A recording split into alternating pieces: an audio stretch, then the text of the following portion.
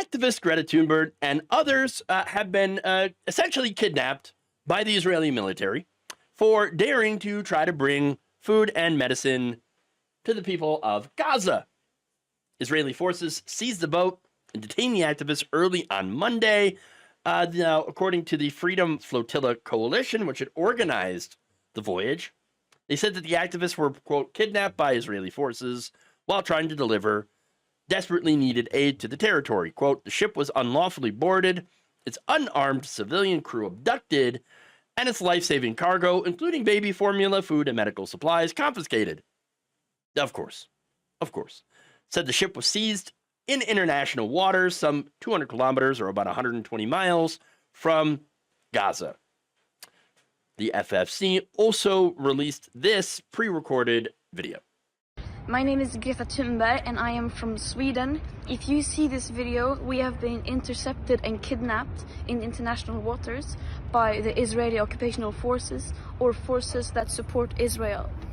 I urge all my friends, family and comrades to put pressure on the Swedish government to release me and the others as soon as possible. Now, according to Israel's foreign ministry, the ship known as the Madlin was redirected, right, to the Israeli port of Ashdod, and the passengers would be returned to their countries of origin. And they released their own propaganda video showing activists wearing life vests and receiving food and water, which is what they did not need because they had their own.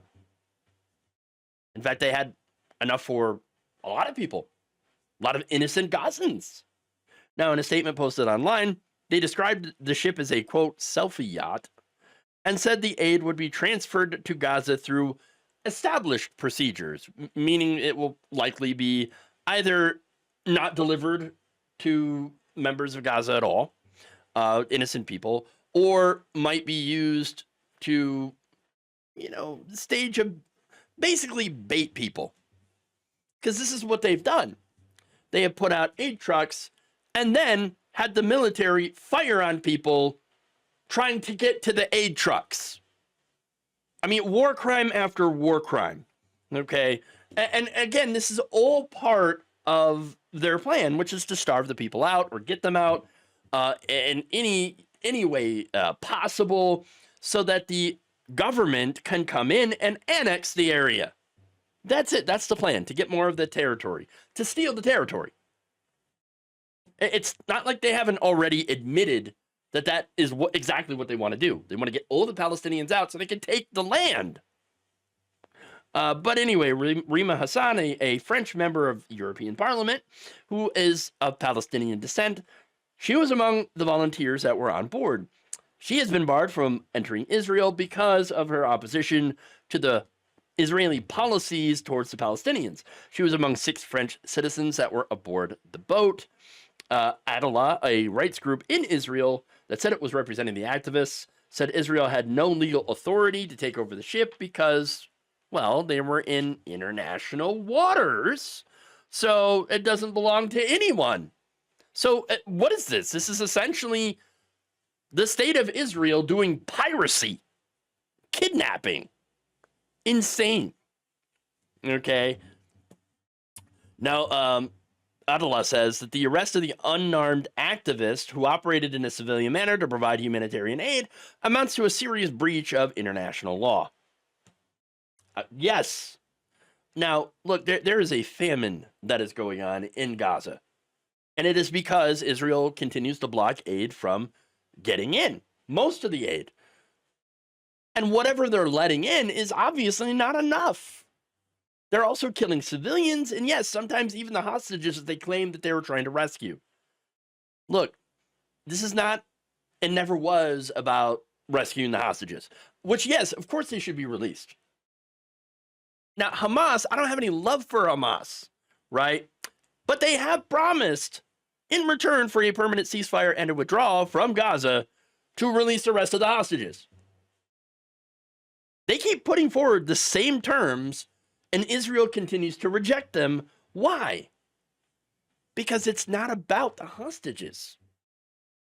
Look, it's terrible that 1,200 people were murdered by Hamas. on October 7th. That was horrific. But it's actually way worse that 54,000 Palestinians have been murdered by Israel. And I know they keep saying, oh, they're all Hamas, Hamas, Hamas. Basically, they're labeling 2 million people in Gaza as just Hamas. Sure.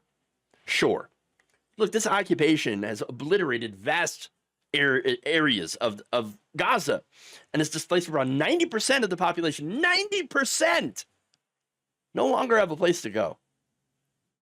As such, people there are completely dependent on international aid because Israel cut off their energy, food, water shipments into the country.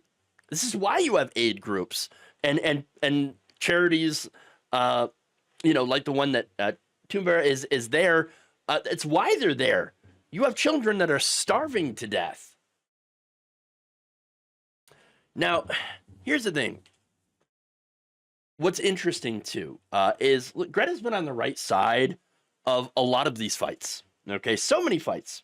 And I remember when corporate media was praising her for her climate activism, okay, which I thought was great. But as soon as she criticized the role of capitalism in exacerbating climate change, they immediately dropped her. And now, you got so many people like, oh my God, they're taking the Fox News angle and be like, I can't believe these people would just, manipulate the Greta to be their spokesperson. Oh my goodness. Basically denying her the agency of being able to make her own decisions. Denying her the agency, which basically her eyes had been open to the role of capitalism, okay, in many of the problems, especially in climate change and in poverty. And now they're saying even worse things about her now, that her eyes are open to the issue of what's going on, what's been going on in Gaza the whole time. Now, instead of cowering from her statements and crawling back to the mainstream media, she has doubled down. She has stayed strong. She's become a huge critic of the Israeli government's actions. And, I think that's amazing. And that really reflects very, very well on her character. She is, because she's actually interested in justice, not just celebrity. Which, again, that's a lot of the accusations from the right wing is, oh, she's either being propped up, or is this about celebrity? No, that's usually the people that are making that accusation. It's more of a confession than anything. But once again, when you criticize, the Israeli government, that does not earn her any love from the establishment, both left and right. And let's be very, very clear about that. Okay, now. The establishment continues to be staunchly on the side of Netanyahu, even though he has been accused of perpetrating war crimes. The man does not want peace. He wants to continue the war until he drives out the Palestinians, because he is a far-right figure that has been able to escape corruption charges because of this conflict. Okay? He has been allowed to get back into power and stay in power as a result of this conflict. So it is in his own best personal interests to continue this as long as possible, so that everybody just ignores his corruption and also ignores the fact that he is perpetuating war crimes. This is just, look, and by the way, it's not about, and I'm saying, Hamas is not a great organization either. I have absolutely no love for them. Okay? But this war is not about defeating Hamas. It's just straight up ethnic cleansing of the area, which is being supported by the U.S. government. It is sick what is going on. And that our government continues to support a war criminal instead of actually trying to broker a real, lasting peace that's going to benefit all sides. Thank you for watching. If you enjoyed this video, please like, share, subscribe, hit the bell icon in order to get notified whenever a new video is released. And if you want to support independent, progressive media through this difficult time where it seems like everybody is shutting down, you become a member on our YouTube page, you become a subscriber on Facebook, or you can go to my Patreon. It's patreon.com/Jeff Waldorf. Thank you.